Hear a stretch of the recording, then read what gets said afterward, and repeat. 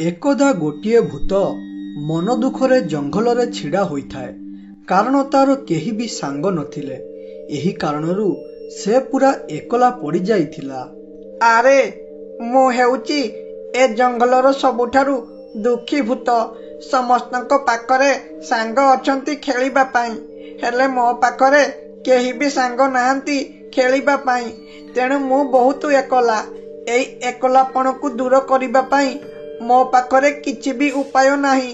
तेणु मो मतरे बंचिबा अपेक्षा मरिजिबा भल। भूत एपरी कहिछि कि नाही, हठात ताकू एक कांदिबार शब्द सुबिला। अरे मु आउ बंचिबाको चाहुनी। एपरी जीवन रखिकी मोर किछि भी लाभ नाही। ए भलिया बंचिबा अपेक्षा मरिजिबा भल। हे प्रभु, मते दया करी तुम पाखकु नहीं जाओ। मु आउ एपरी बंचिबाको चाहुनी। बहुत दुख सहिलेनी। मु मोर जीवन रे बंची थाउ थाउ टिके सुख पाइले नाही एवं मला परे भी टिके सुख पाउनी। तेणु बंचिबा अपेक्षा मरिजिबा भल। एसबु भूत शुणी टिके आश्चर्य होई कहिला, अरे ए सुनसान जंगल भितरे किए एपरी पाटी करी कांदुची? आउ कहूची कौन ना मरिजिब बोली। सीए आउ किछि असुविधारे पड़िनी तो? जदि असुविधारे पड़िथिबो ताहले ताकू बंचाइबा हेउची मोर कर्तव्य। तेणु मु जाउची तार साहाय्य करिबी एवं ताकू बंचाई देबी। एपरी कही भूत आवाज आसुथिबा जागा आड़कू गला एवं किछि बाट चलिला परे देखिला किछि दूर एक डाहाणी बसी कांदुथाए।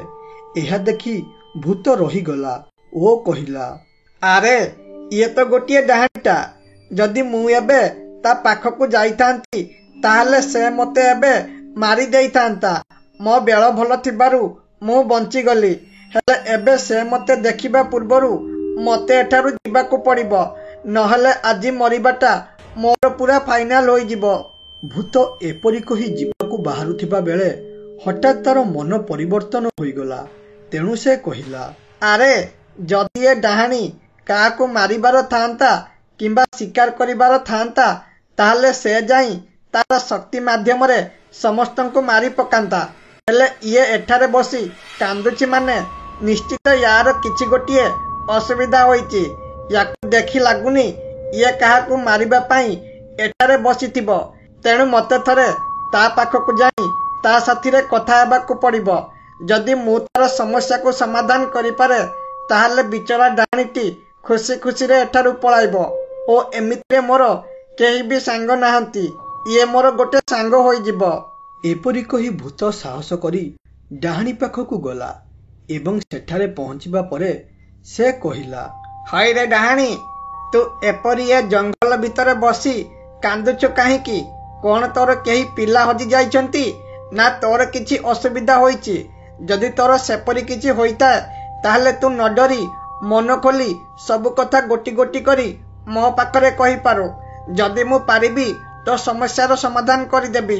अरे मु कोन कहिबे मो दुख कथा? तो पाखरे मो दुख कहिबा पाई मोर जमा भी धैर्य नाही। ए दुख को मु आउ सही पारुनी। एपरी परिस्थिति रे मते मरि जिबाको इच्छा हेउची। काली सकाळे मोर ओ मो स्वामीर बुलिबा पाई ए जंगल को आसीथिलो।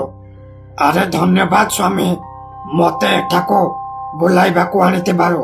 मु घरे बसे बहुत विरक्ति हेउथिले ओ एहा सह बहुत दिन हेबो मु कुआडे मध्य बुलिबाको जाई नथिले। तेणु मो मन कहूथिला कुआडे गोटे बुलिबा पाई। जा हेउ तुमे मोर मन कथा बुझी पारे मते एठाको बुलाइबाको आनिलो। तेणु तुमको जेते धन्यवाद देले मध्य कम पड़िबो। स्वामी, तमे मोर मन खुशी करिछ माने देखिबो मु मध्य तुम मन खुशी करिदेबी। अरे प्रियतमा, तमे परा मो स्त्री। तमे सर्वदा मो सुख दुख रे छिड़ा हुओ एवं मो दुख ओ सुख समय रे हाथ को हाथ मिलाई चलीच। जदि तम पाई एई सामान्य काम न करी पारिबी ताहले आउ कौन करिबी? मु मध्य केबेठारु भाबिलेनी तुमको बुलाइबाकू, हेले मोर अनेक काम रहुथिबारु मु तुमको बुलाइबाकू नेई पारु नथिली। हेले आज से दिन आसीगला ତୁମକୁ ବୁଲାଇବା ପାଇଁ। ହଉ ଧନ, ତମେ ଆଉ ବେଶୀ କଥା ନ ଭାବି ଏବେ ଚାଲ ଜଙ୍ଗଲରେ ମନ ଦେଇ ବୁଲିବା ଓ ତାପରେ ଦେଖିକି କ'ଣ ଗୋଟିଏ ଖାଇ ଏଠାରୁ ଅନ୍ୟ ଏକ ଜାଗାକୁ ବୁଲିବା ପାଇଁ ଯିବା। ଆମେ ବୁଲିବାକୁ ଆସିଛନ୍ତି ମାନେ ପାଖାପାଖି 5 ରୁ 6 ଦିନ ବୁଲିବା। ଆରେ କ'ଣ କହୁଛ ସ୍ୱାମୀ, 5 ଦିନ ବୁଲିବା? ଏକଥା ଭାବିଲା ବେଳକୁ ମତେ ବହୁତ ଖୁସି ଲାଗୁଛି। ମୁଁ ତ ଭାବିଥିଲି ଖାଲି ଆଜି ବୁଲିବା ବୋଲି, ହେଲେ ତୁମେ ମତେ 5 ଦିନ କଥା କହି ସରପ୍ରାଇଜ କରିଦେଲ। ହଉ ସ୍ୱାମୀ, ଆଉ ବିଳମ୍ବ ନ କରି ଚାଲ ଶୀଘ୍ର କୁଆଡେ ବୁଲିବା। ଡାହାଣୀ ଏପରି କହିବା ପରେ 2 ଜଣ ବୁଲିବାରେ ଲାଗିଲେ। 2 ଜଣ ବୁଲି ବୁଲି ଖରା ଯୋଗୁଁ ଭୂତର ମୁଣ୍ଡ ଟିକେ ବୁଲାଇଲା। ତେଣୁ ସେ ଯାଇ ଗୋଟିଏ ଜାଗାରେ ବିଶ୍ରାମ କରି କହିଲା, ଆରେ ପ୍ରିୟତମା, ଖରାରେ ବୁଲି ବୁଲି ମୋ ମୁଣ୍ଡ ଜୋରେ ବୁଲାଇଲାଣି। ମୁଣ୍ଡ ବୁଲାଇବା କାରଣରୁ ମୁଁ ଆଉ ଆଗକୁ ବଢି ପାରୁନି। ତେଣୁ ତମେ ଟିକେ ଯାଇ କେଉଁଠି ପାଣି ନେଇ ଆସ। ମୁଁ ପାଣି ପିଇବା ପରେ ଯାଇ ମୋ ଦେହରେ ଶକ୍ତି ଆସିବ ଓ ତାପରେ ଆମେ ବୁଲିବା ପାଇଁ ଯିବା। ଆରେ ସ୍ୱାମୀ, ତମେ ବାସ୍ ଏଠାରେ ଆରାମ ନେଇ ଜୋରେ ଜୋରେ ନିଶ୍ୱାସ ନିଅ ଓ ଯଦି ବେଶୀ ମୁଣ୍ଡ ବୁଲାଏ ଟିକେ ଶୋଇ ପଡ଼ିବ ଓ ମୁଁ ପାଣି ଖୋଜି ଖୋଜି ଆଣିବା ଟିକେ ବିଳମ୍ବ ହେବ, କାରଣ ଏ ଜଙ୍ଗଲରେ ମୁଁ ନୂଆ। ପାଣି ଖୋଜିକି ଆଣିବା ମୋ ପାଇଁ ଟିକେ କଷ୍ଟ ହେବ। ତେଣୁ ମୁଁ ଆସିବା ପର୍ଯ୍ୟନ୍ତ ଧୈର୍ଯ୍ୟ ଧରି ଏଠାରେ ବସ। ଆଉ ଗୋଟିଏ କଥା, ମୁଁ ଯେତେ ପର୍ଯ୍ୟନ୍ତ ପାଣି ନ ନେଇ ଆସିଛି ସେତେ ପର୍ଯ୍ୟନ୍ତ କୁଆଡ଼େ ଯିବନି। ବାସ୍ ଏଠାରେ ଖାଲି ବସିକି ରହିବ। ଡାହାଣୀ ଏପରି କହି ସେଠାରୁ ପଳାଇଲା ଓ ଏ ପାଖରେ ରାଜୁ ନାମରେ ଗୋଟିଏ ଲୋକ ଗୁଣି ବିଦ୍ୟା ଶିଖିବା ପାଇଁ ଗୋଟିଏ ବାବା ପାଖରେ କଥା ହେଉଥାଏ। ଆରେ ବାବା, ତମେ ତ ତ୍ରିକାଳଦର୍ଶୀ, ତମେ ତ ସବୁ କିଛି ଜାଣିପାରୁଛ ଓ ତମ ପାଖରେ ଏତେ ଶକ୍ତି ଅଛି ଯେ ତମେ ସେଥିରେ ଲୋକଙ୍କର ଭବିଷ୍ୟତ ଦେଖିବା ସହ ମଲା ଲୋକଙ୍କୁ ବଞ୍ଚାଇ ପାରିବ। ଆରେ ବାବା, ତମେ ଏପରି ବିଦ୍ୟା କିପରି ଶିଖିଲ ଓ ଏସବୁ ଶିଖିବା ପାଇଁ କେତେ ଦିନ ସମୟ ଲାଗିଲା? ବାବା, ମୁଁ ଏସବୁ ପଚାରିବାର କାରଣ ହେଉଛି ମୁଁ ମଧ୍ୟ ଏହି ବିଦ୍ୟା ଶିଖିବାକୁ ଚାହୁଁଛି। ଆରେ ପୁଅ, ଏସବୁ ଶିଖିବା କାଠିକର ପାଠ। ଏସବୁ ଶିଖିବା ଅପେକ୍ଷା ନ ଶିଖିବା ଭଲ। ଏହା ଶିଖିବା ପାଇଁ ମୁଁ 5 ବର୍ଷ ହେବ ଘରଠାରୁ ଦୂରରେ ରହି ଜଙ୍ଗଲରେ ତପସ୍ୟା କଲି ଏବଂ ବହୁ ଚେଷ୍ଟା ପରେ ମୋତେ ଏ ଶକ୍ତି ମିଳିଛି। ମୁଁ ଏତେ ଶକ୍ତି ପାଇବା ପାଇଁ ବହୁତ ଚେଷ୍ଟା ଓ କଷ୍ଟ କରିଛି, ଯାହାଦ୍ୱାରା ମୁଁ ଆଜି ଏପରି ତ୍ରିକାଳଦର୍ଶୀ ହୋଇପାରିଛି। ହେଲେ ପୁଅ, ମୁଁ ଚାହୁଁନି ତମେ ଏସବୁର ପଶ ବୋଲି। ତମେ ହେଉଛ କଳିଯୁଗର ଛୁଆ, ତେଣୁ ତମେ ଖାଇ ପିଇ ଘର ସଂସାର କରି ଖୁସିରେ ରହିବାକୁ ଚେଷ୍ଟା କର। ଆରେ ବାବା, ମୋର ଘର ସଂସାର କେହି ବି ନାହାନ୍ତି। ମୁଁ କଳିଯୁଗର ଛୁଆ ହୋଇପାରେ ସତ, ହେଲେ ମୋର ଏପରି ସାଧାରଣ ମଣିଷ ହୋଇ ବଞ୍ଚିବାର ଆବଶ୍ୟକ ନାହିଁ। ମୁଁ ମଧ୍ୟ ତୁମ ପରି ଶକ୍ତି ପାଇବାକୁ ଚାହୁଁଛି। ଆରେ ବାବା, ଏପରି କିଛି ବାଟ ଅଛି କି ଯେଉଁଥିରେ ମୁଁ ଶୀଘ୍ର ଶକ୍ତି ପାଇଯିବି ଓ ମୋତେ 5 ରୁ 6 ବର୍ଷ ତପସ୍ୟା କରିବାକୁ ପଡ଼ିବ ନାହିଁ? ଆରେ ପୁଅ, ସେପରି ବାଟ ଅଛି ଯେ, ହେଲେ ସେଟା କରିବା ବହୁତ କଷ୍ଟକର। ଆଉ ଗୋଟିଏ କଥା, ଅଳ୍ପ ଦିନ ଭିତରେ ଯଦି ତୁ ଶକ୍ତି ପାଉ ତାହେଲେ ତୋ ଉପରେ କେବେ ବି ଦେବତା ସନ୍ତୁଷ୍ଟ ହେବେନି ଓ ତୋ ପାଖରେ ଅର୍ଜିତ ଶକ୍ତି ପାଇଁ ତୁ ମଲା ପରେ ନର୍କ ଭୋଗିବୁ।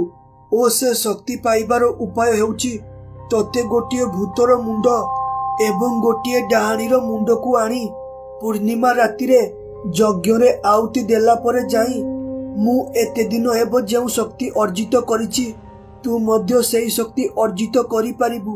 ହେଲେ ମନେ ରଖ, ଏଥିରେ ତୋର ଜୀବନ ଯାଇପାରେ। ଏତିକି ଶୁଣିବା ମାତ୍ରେ ରାଜୁ ଆଉ କିଛି ବି ନ ବୁଝି ନ ଶୁଣି ସିଧା ସେଠାରୁ ପଳାଇ ଆସିଲା ଜଙ୍ଗଲକୁ ଭୂତ ଓ ଡାହାଣୀକୁ ଖୋଜିବାକୁ। ସେ ଜଙ୍ଗଲରେ ଖୋଜୁଥିବା ବେଳେ ହଠାତ୍ ତାର ନଜର ପଡ଼ିଲା ଭୂତ ଉପରେ। ସେ ଦେଖିଲା ଭୂତଟା ବସିଥାଏ। ଏହା ଦେଖି ରାଜୁ ବହୁତ ଖୁସି ହୋଇ କହିଲା, ଆରେ ବାଃ, ଲାଗୁଛି ମୋତେ ବହୁତ ସହଜରେ ଶକ୍ତି ମିଳିଯିବ। ବୋଧେ ମୋ ଭାଗ୍ୟରେ ସହଜରେ ଶକ୍ତି ମିଳିବା ଲେଖା ହୋଇଛି, କାରଣ ମୁଁ ବେଶୀ ଖୋଜାଖୋଜି ନ କରି ଶୀଘ୍ର ଗୋଟିଏ ଭୂତ ପାଇଗଲି। ଯାଉଛି ଏଇ ଭୂତର ମୁଣ୍ଡକୁ ଆଗେ ନେଇକି ଯିବି ଓ ତାପରେ ବାସ୍ ଖାଲି ଆଉ ଗୋଟିଏ ଡାହାଣୀର ମୁଣ୍ଡ ପରେ ମୁଁ ତ୍ରିକାଳଦର୍ଶୀ ହୋଇଯିବି ଓ ତାପରେ ଏ ମାନବ ସମାଜରେ ରାଜ କରିବି ରାଜ। ସେ ବାବା ଭାବୁଥିଲା ମୁଁ ଏ ଶକ୍ତି ପାଇ ମୋର ଭଲ କାମରେ ଲଗାଇବି ବୋଧେ, ହେଲେ ସେ ଜାଣିନି ମୁଁ ଶୈତାନ ହେବାକୁ ଏ ଶକ୍ତି ନେଉଛି। ରାଜୁ ଏପରି କହି ଖୁସି ହେଲା ଓ ଏ ପାଖରେ ଡାହାଣୀ ପାଣି ନ ପାଇ ତାର ସ୍ୱାମୀ ପାଖକୁ ଆସି ଦେଖେ ତ ତାର ସ୍ୱାମୀ ମୁଣ୍ଡ ନଥାଏ ଓ ତାର ସ୍ୱାମୀ ମରିକି ପଡ଼ିଥାଏ। ଆରେ ଏ ଭୂତ, ତୁ ଏବେ କହ ମୁଁ କାନ୍ଦିବି ନା କାନ୍ଦିବିନି? ମୋ ସ୍ୱାମୀର ମୋର କେତେ ଖୁସି ହୋଇ ଏଠାକୁ ଆସିଥିଲୁ ବୁଲିବାକୁ, ହେଲେ କିଏ ମୋ ସ୍ୱାମୀର ଜୀବନ ନେଇଗଲା ଅଥଚ ମୁଁ ଜାଣିପାରିଲି ନାହିଁ। ଯଦି ମୁଁ ଜାଣିପାରିଥାନ୍ତି ମୋ ସ୍ୱାମୀକୁ କିଏ ମାରିଲା ବୋଲି, ତାହେଲେ ମୁଁ ମୋ ସ୍ୱାମୀ ମୃତ୍ୟୁର ପ୍ରତିଶୋଧ ନେଇ ପାରିଥାନ୍ତି। ଆରେ ଭୂତ, ମୁଁ ଏବେ ଜଙ୍ଗଲରେ ପୁରା ଏକଲା ଏବଂ ଏଠାରେ ମୋର କେହି ବି ନାହାନ୍ତି ଓ ଏହା ଛଡ଼ା ମୁଁ ମୋର ଘରକୁ ଫେରିବା ପାଇଁ ବାଟ ଦେଖିନି। ଏବେ ମୁଁ କରିବି ତ କ'ଣ କରିବି, କୁଆଡ଼େ ଯିବି, ମତେ କିଛି ବି ବୁଦ୍ଧି ବାଟ ଦେଖାଯାଉନି। ହେ ଭଗବାନ, ମୁଁ ତୁମର କି କ୍ଷତି କରିଥିଲି ଯେଉଁଥିପାଇଁ ତୁମେ ମତେ ଆଜି ଏତେ ବଡ଼ କଷ୍ଟ ଦେଉଛ? ଏସବୁ କଥା ଦେଖି ଓ ଶୁଣି ଭୂତକୁ ବହୁତ ଜୋରରେ ଦୁଃଖ ଲାଗିଲା। ସେ ଆସିଥିଲା ଡାହାଣୀର ସମସ୍ୟା ସମାଧାନ କରିବା ପାଇଁ, ହେଲେ ଏପରି ସମସ୍ୟା ସେ ଚାହିଁଲେ ମଧ୍ୟ ସମାଧାନ କରିପାରିବ ନାହିଁ। ତେଣୁ ସେ ଡାହାଣୀକୁ ଟିକେ ଶାନ୍ତ କରାଇବା ପାଇଁ କହିଲା। ଆରେ ଡାହାଣୀ, ତୁ ଜମା ବି ମନ ଦୁଃଖ କରନା, ଯାହା ତ ହେବା କଥା ହୋଇଗଲାଣି। ଏଥିରେ ତୁ ଆଉ କିଛି ବି କରିପାରିବୁ ନାହିଁ। ଏପରି ପରିସ୍ଥିତିରେ ତୁ ନିଜକୁ ନିଜେ ସମ୍ଭାଳ। ଆଉ ଗୋଟିଏ କଥା ମନେ ରଖ, କେମିତି ତୋ ସ୍ୱାମୀର ପ୍ରତିଶୋଧ ନେବୁ। ତୋ ପ୍ରତିଶୋଧ ପୂରଣ କରିବାରେ ମୁଁ ତୋର ସାହାଯ୍ୟ କରିବି। ଆଉ ବାକି ରହିଲା ତୋର ଖାଇବା ରହିବା କଥା। ତୁ ମୋ ସାଥିରେ ଚାଲ, ମୋ ଗୁମ୍ଫାରେ ରହିବୁ। ଆଉ ତୋ ଖାଇବା ରହିବା କଥା ସବୁ ମୁଁ ବୁଝିବି। ଆଉ ମନେ ରଖ, ତୁ ଯେତେ ପର୍ଯ୍ୟନ୍ତ ତୋ ସ୍ୱାମୀ ମୃତ୍ୟୁର ପ୍ରତିଶୋଧ ନେଇନୁ ସେତେ ପର୍ଯ୍ୟନ୍ତ ତୁ କୁଆଡ଼େ ଯିବୁନି। ଆରେ ଧନ୍ୟବାଦ ଭୂତ, ତୁ ମତେ ଏତେ ବଡ଼ ସାହାଯ୍ୟ କରିଥିବାରୁ। ମୁଁ ଏପରି ପରିସ୍ଥିତିରେ କୁଆଡ଼େ ଯିବି ଓ କ'ଣ କରିବି, କୋଉଠି ରହିବି କିଛି ବି ବୁଝିପାରୁନଥିଲି, ହେଲେ ତୁ ମୋର ରକ୍ଷକ ସାଜି ଏଠାକୁ ଆସିଲୁ, ତେଣୁ ତତେ ଯେତେ ଧନ୍ୟବାଦ ଦେଲେ ମଧ୍ୟ କମ୍ ପଡ଼ିବ। ଆଉ ଭୂତ, ତୁ ମତେ ଏତେ ସାହାଯ୍ୟ କରିଛୁ ମାନେ ମୁଁ ଯେତେ ପର୍ଯ୍ୟନ୍ତ ମୋର ପ୍ରତିଶୋଧ ପୂରଣ କରିନି ସେତେ ପର୍ଯ୍ୟନ୍ତ ତୋ ପାଖରେ ରହିବି। ବାସ୍ ତୁ ଖାଲି ସେ ଲୋକକୁ ଖୋଜିକି ଦେ ଯିଏ ମୋର ସ୍ୱାମୀକୁ ମାରିଥିଲା। ଆରେ ଡାହାଣୀ, ତୁ ଜମା ବି ଚିନ୍ତା କରନା। ମୁଁ ତତେ ପ୍ରତିଜ୍ଞା କରି କହୁଛି, ତୋ ସ୍ୱାମୀକୁ ମାରୁଥିବା ଲୋକକୁ ମୁଁ ନିଶ୍ଚିତ ଖୋଜିକି ଦେବି ଓ ତୋର ସାହାଯ୍ୟ କରିବି। ବାସ୍ ତୁ ଖାଲି ଧୈର୍ଯ୍ୟ ଧର। ହଉ, ତୁ କାନ୍ଦି କାନ୍ଦି ବହୁତ ଥକି ଗଲୁଣୁ। ଏବେ ଆଉ ବେଶୀ କଥା ନ ହୋଇ ଚାଲ ମୋ ସାଥିରେ ମୋ ଗୁମ୍ଫାକୁ, ସେଠାରେ ଟିକେ ବିଶ୍ରାମ କରିବୁ। ଭୂତ ଏପରି କହି ଡାହାଣୀକୁ ସାନ୍ତ୍ୱନା ଦେଲା ଓ ମନରେ ଭାବିନେଲା ଯେମିତି ବି ହେଉ ସେ ଡାହାଣୀର ସାହାଯ୍ୟ କରିବ ବୋଲି। ଏବଂ ତା ପରଦିନ ସକାଳ ହେବା ପରେ ଭୂତ ସର୍ବପ୍ରଥମେ ଚିରୁକୁଣି ପାଖକୁ ଗଲା ଏବଂ ସେଠାରେ ପହଞ୍ଚିବା ପରେ ଚିରୁକୁଣି ପଚାରିଲା, ହଇରେ ଭୂତ, ଆଜି ସକାଳୁ ସକାଳୁ ଏଠି ତୋର ଏମିତି ମୋ ପାଖରେ କି କାମ ପଡ଼ିଲା ରେ? ସକାଳୁ ମୁହଁ ନ ଧୋଇ ଏଠାକୁ ଆସିଲୁ କିରେ? ତୋର କିଛି ଅସୁବିଧା ହେଲା କିରେ, ଯେଉଁଥିପାଇଁ ଏତେ ଦିନ ପରେ ତତେ ଚିରୁକୁଣି କଥା ମନେ ପଡ଼ିଲା? ହଉ ଛାଡ଼ ସେ କଥା, ଏଠାକୁ କାହିଁକି ଆସିଛୁ କହ ଓ ମୋ ପାଖରେ ତୋର କି କାମ ଅଛି? ଆରେ ଚିରୁକୁଣି, ତମେ ମତେ ଛୋଟବେଳୁ ଯେଉଁ କାମ କହିଛ ମୁଁ କରିଛି। ସର୍ବଦା ତୁମ ସୁଖ ଦୁଃଖରେ ଛିଡ଼ା ହୋଇଛି। ହେଲେ ଆଜି ମୋର ଏକ ବଡ଼ ସାହାଯ୍ୟର ଆବଶ୍ୟକ ଅଛି, ଯାହାକି ତମେ କରିପାରିବ ବୋଲି ମୋର ଆଶା। ଓ ସେଇ କାମଟି ହେଉଛି, ମୋର ଗୋଟିଏ ସାଙ୍ଗ ଡାହାଣୀର ସ୍ୱାମୀକୁ କିଏ ମାରି ତାର ମୁଣ୍ଡକୁ କାଟି ନେଇଯାଇଛି। ଚିରୁକୁଣି, ତୁ ତ ଏ ଜଙ୍ଗଲର ସବୁଆଡ଼େ ବୁଲୁଥିବୁ, ତେଣୁ ତୁ ହିଁ ସେ ଲୋକର ଠିକଣା ମତେ ଦେଇପାରିବୁ। ଏହା ମୋର ତୁମ ପାଖରେ ଅନୁରୋଧ ରହିଲା। ଆରେ ଭୂତ, ଜୀବନରେ ପ୍ରଥମ ଥର ତୁ ମତେ କିଛି କାମ କରିବା ପାଇଁ କହିଛୁ, ତେଣୁ ତୁ ଜମା ବି ଚିନ୍ତା କରନା, ମୁଁ ସେ କାମ କରିଦେବି। ହେଲେ କାମ ପୁରା ହେବା ପରେ ଟିକେ ମୋ କଥା ବୁଝିଦେବୁ। ବୁଝିଦେବୁ ମାନେ କିଛି ମାଂସ ମତେ ଆଣିକି ଦେବୁ, ମୁଁ ଖାଇବି। ବାସ୍ ତୋର କାମ ହେଲା ବୋଲି ଜାଣ। ଚିରୁକୁଣିର ଏକଥାରେ ଭୂତ ରାଜି ହୋଇଗଲା ଏବଂ ତା ପରଦିନ ସକାଳ ହେବା ପରେ ଚିରୁକୁଣି ତା କାମରେ ଲାଗି ପଡ଼ିଲା। ସେ ଜଙ୍ଗଲ ସାରା ଖୋଜି ଖୋଜି ଦେଖିଲା ରାଜୁ ଭୂତ ମୁଣ୍ଡକୁ ପାଖରେ ରଖିଥାଏ। ଏ ଦୃଶ୍ୟ ଦେଖି ଚିରୁକୁଣି ପୁରାପୁରି ବୁଝିଗଲା ଯେ ଇଏ ହେଉଛି ସେଇ ଲୋକ ଯାହାକୁ ଭୂତ ଖୋଜୁଛି। ଏହା ଦେଖି ସେ କହିଲା, ଆରେ ଏଇ ଲୋକକୁ ଦେଖି ମୁଁ ଯାହା ଜାଣିପାରୁଛି ଏଇଟା ସେଇ ଲୋକ ଯାହାକୁ ଭୂତ ଖୋଜୁଛି, କାରଣ ଏହା ପାଖରେ ଗୋଟିଏ ଭୂତର ମୁଣ୍ଡ ଅଛି ଓ ଏହା ସହ ଏହାର ମୁହଁରୁ ଜଣା ପଡୁଛି ଯେ ଏହା ତାନ୍ତ୍ରିକ ହେବାକୁ ଚେଷ୍ଟା କରୁଛି। ତେଣୁ ମୁଁ ବେଶୀ ବିଳମ୍ବ ନ କରି ଯାଉଛି ଏ ବିଷୟରେ ଭୂତ ପାଖରେ କହିବି। ଏହା ଜାଣି ଭୂତ ବହୁତ ଖୁସି ହେବ ଓ ଏହା ବଦଳରେ ମତେ ମାଂସ ଖାଇବାକୁ ଦେବ। ହଉ, ବହୁତ ହୋଇଗଲା ଖୁସି ହେବା, ଏବେ ଯାଉଛି, ଶୀଘ୍ର କହିବି, ନହେଲେ ଯଦି ଏ ଲୋକଟା ଠାରୁ ପଳାଏ ତାହେଲେ ଏହା ପତା ପାଇବା କଷ୍ଟକର ହୋଇପଡିବ। ଚିରୁକୁଣି ଏପରି କହି ସେଠାରୁ ପଳାଇ ଆସିଲା ଭୂତ ପାଖକୁ ଓ ଭୂତ ପାଖରେ ପହଞ୍ଚି କହିଲା, ଆରେ ଏ ଭୂତ, ତୁ ଖୋଜୁଥିବା ଲୋକକୁ ମୁଁ ପାଇଗଲି।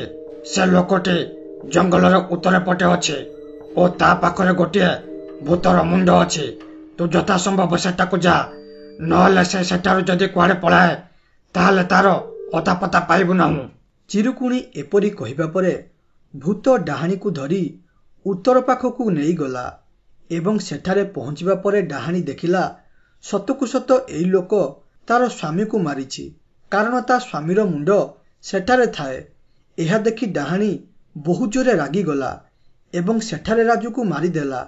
ରାଜୁକୁ ମାରିବା ପରେ ଡାହାଣୀର ରାଗ ଶାନ୍ତ ହେଲା ଓ ତାପରେ ସେ ଭୂତକୁ କହିଲା, ଆରେ ଧନ୍ୟବାଦ ଭୂତ, ତୋ ଯୋଗୁଁ ମୁଁ ମୋ ସ୍ୱାମୀର ପ୍ରତିଶୋଧ ପୂରଣ କଲି। ଯଦି ତୁ ଆଜି ନଥାନ୍ତୁ ତାହେଲେ ଏସବୁ କେବେ ବି ସମ୍ଭବ ହୋଇନଥାନ୍ତା। ତେଣୁ ଏଥିପାଇଁ ତତେ ଯେତେ ଧନ୍ୟବାଦ ଦେଲେ ମଧ୍ୟ କମ୍ ହେବ। ଆରେ ଭୂତ, ମୁଁ ଶୁଣିଥିଲି ତୋର କୁଆଡେ ସାଙ୍ଗ ନାହାନ୍ତି ବୋଲେ, ତେଣୁ ଆଜିଠାରୁ ମୁଁ ତୋର ସାଙ୍ଗ ହୋଇ ତୋ ପାଖରେ ରହିବି। ଭୂତ ଏପରି ଭାବେ ଡାହାଣୀର ସାହାଯ୍ୟ କରି ତାର ଏକ ସାଙ୍ଗ ବନାଇ ଦେଲା।